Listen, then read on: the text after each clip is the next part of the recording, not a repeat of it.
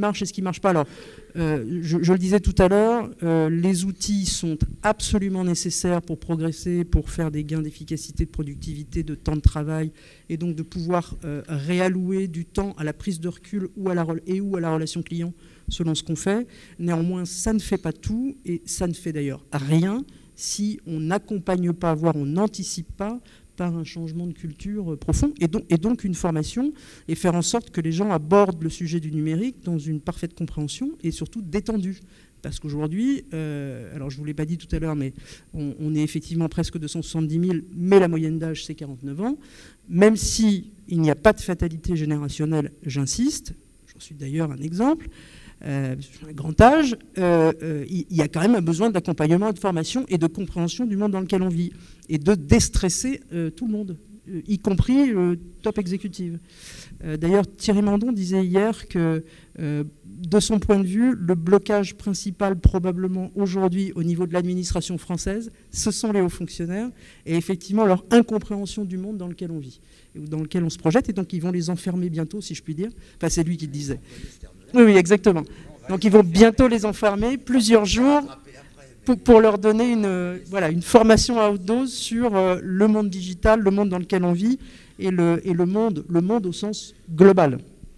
Parce qu'on a tendance aussi à être un peu dans l'entropie et dans l'entre-soi, particulièrement en France, et ça c'est un vrai danger. Très, très, très, très grand danger, y compris, et peut-être encore plus pour les équipes dirigeantes.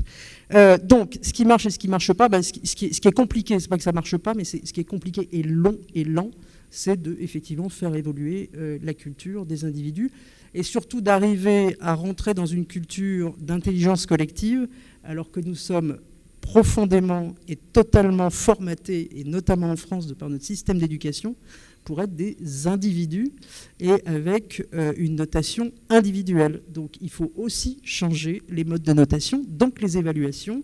Et donc on travaille beaucoup avec la DRH sur tous ces sujets-là. Donc on partage d'ailleurs 7 chantiers avec la DRH sur la transformation de la DRH elle-même et la transformation de l'approche des ressources humaines. Et je terminerai par là, parce que c'est un sujet qui, en plus, me tient particulièrement à cœur, mais qui est aussi dans l'ADN de la Poste, c'est que on a décidé que nous réussirions notre transformation si tout le monde montait dans le train et si on n'était pas dans des logiques à se dire on a un sac à dos dont on aimerait bien s'alléger. Je reprends ce terme parce que quelqu'un que je ne citerai pas l'a évoqué hier en disant j'ai un sac à dos, je cours moins vite. Et en gros, si je pouvais m'alléger, ce serait pas mal. Notamment par rapport à tous les cinquantenaires et plus. Je pense que c'est une profonde erreur, que tout le monde est transformable, sous réserve de lui en donner la possibilité, et que justement, ça peut donner une plus grande intelligence encore, parce qu'une partie de l'intelligence vient de l'expérience, me semble-t-il. Donc il y a un enjeu social et de responsabilité sociale et sociétale, et nous, on a pris le pari d'essayer de le transformer.